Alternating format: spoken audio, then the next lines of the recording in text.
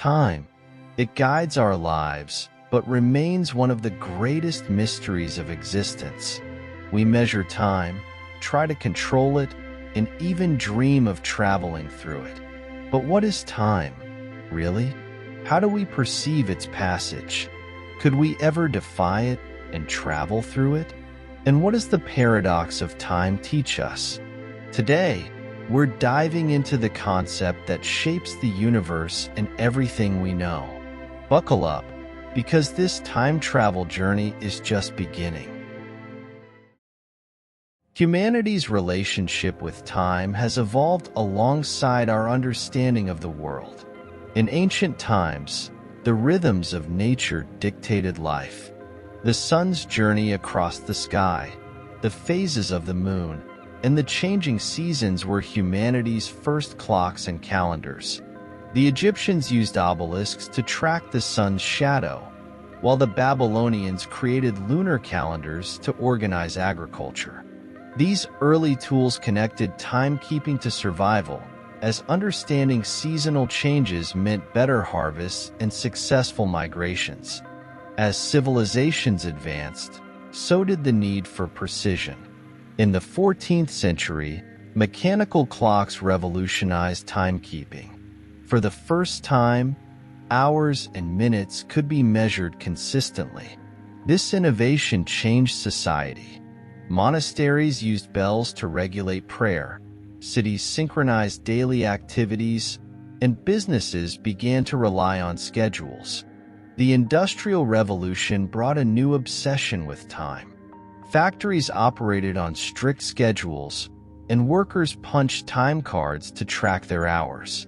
Trains and telegraphs demanded synchronized clocks, leading to the creation of standardized time zones. This era marked a shift. Time became a commodity, something to be managed, saved, or wasted. Today, technology has taken this precision further. Digital devices, from smartphones to satellites, ensure we're never far from a clock. But this hyper-awareness has a downside. We're so focused on tracking time that we often forget to live in the moment.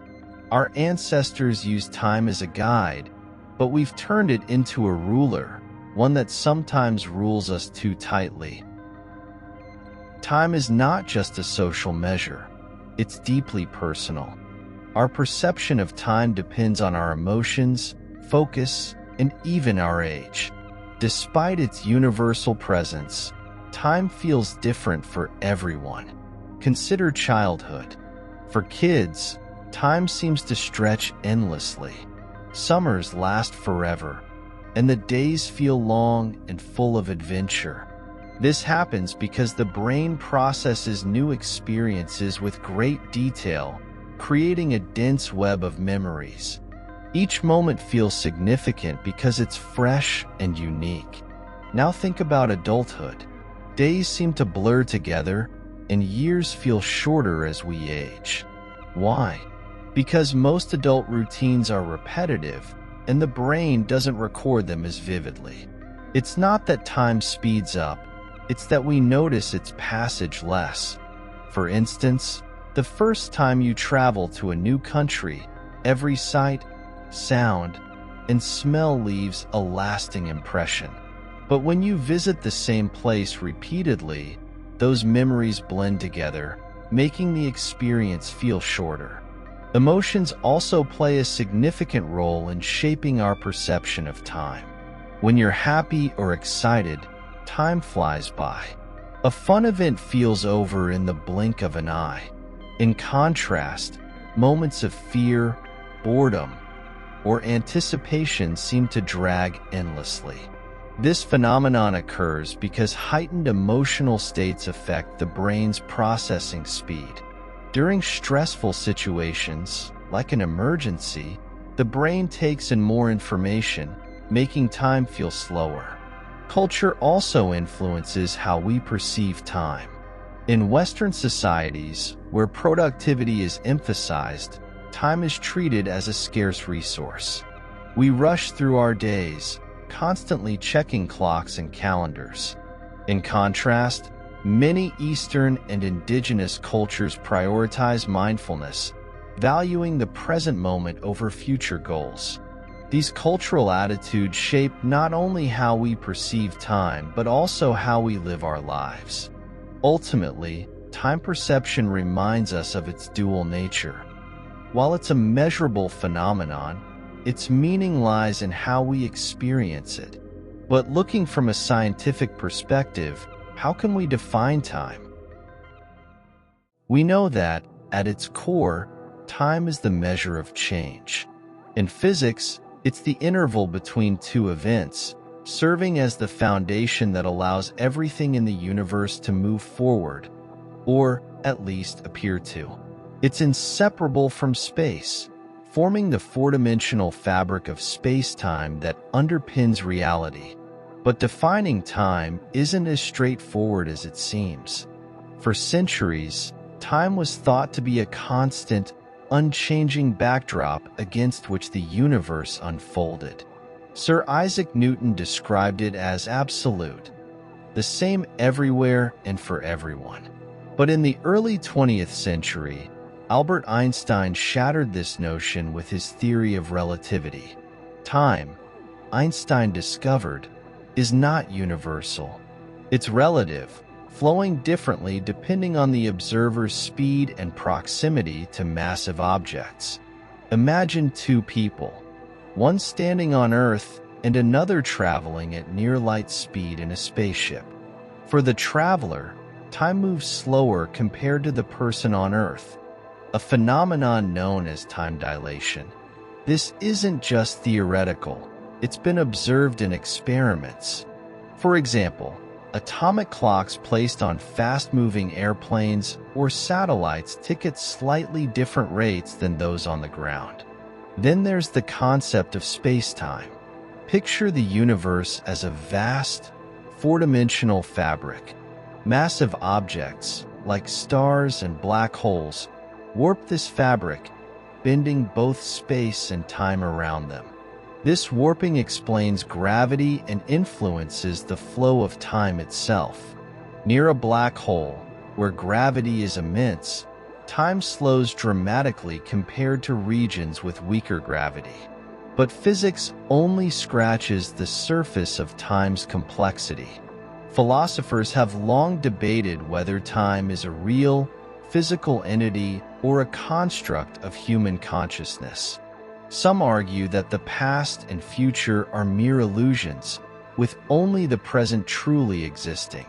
Others suggest that all moments, past, present, and future, exist simultaneously in a block universe. So, what is time?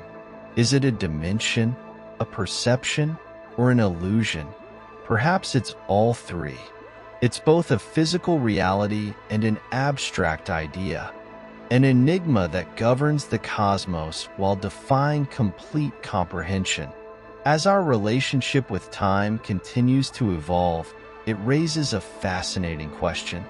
Can we bend it to our will? Could we ever travel through time itself? Time travel has captured our imagination for generations, but how does it hold up under the scrutiny of science? Let's start with the easier question. Traveling to the future. Einstein's theory of relativity shows that traveling into the future is not only possible but already happening on small scales. Time dilation means that astronauts on the International Space Station, moving at high speeds, experience time more slowly than people on Earth. If we could build a spacecraft capable of traveling close to the speed of light, time for the crew would slow down drastically. A journey that felt like a few years to them could mean decades or even centuries would pass for those left behind. But traveling to the past? That's where things get tricky. Science suggests that reversing time is impossible. The universe operates on the principle of causality. Causes lead to effects. Changing the past would disrupt this flow, creating paradoxes that defy logic. Consider the grandfather paradox. If you traveled back in time and prevented your grandfather from meeting your grandmother, how would you exist to go back in the first place? Even theoretical constructs like wormholes, which connect distant points in space-time, face insurmountable hurdles. To stabilize a wormhole for time travel, we'd need a form of negative energy, a substance that hasn't been proven to exist in usable quantities. Perhaps this limitation is for the best. Instead of longing for the impossible, we can focus on the remarkable ability of our minds to revisit the past through memories and envision infinite futures.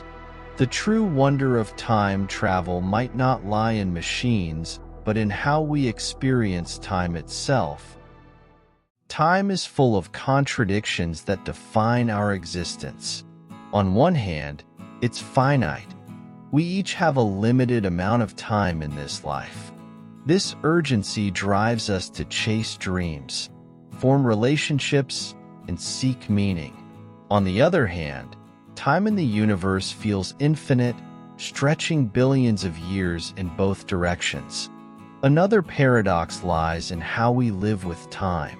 We're encouraged to savor the present, yet much of our energy goes into planning for the future. This duality creates a tension between enjoying the moment and preparing for what's ahead. Perhaps the greatest paradox is this: time limits us, but it's those very limits that give life its beauty. Would we value moments of love, joy, or triumph if they lasted forever?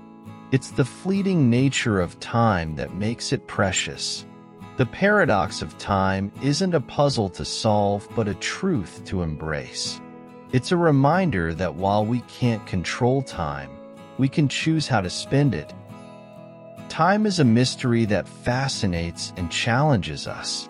We can try to understand it, measure it, or even dream of traveling through it, but ultimately, it's a finite and precious resource. The real question isn't how much time we have, but how we choose to use it. So, I ask you, how do you experience time? Are you stuck in the past, anxious about the future, or savoring the present? Share your thoughts in the comments and pass this video along to someone who might need this reflection. Thank you for watching. Subscribe to the channel, activate the notifications to new videos, and remember, the present is the most valuable gift we have. See you next time.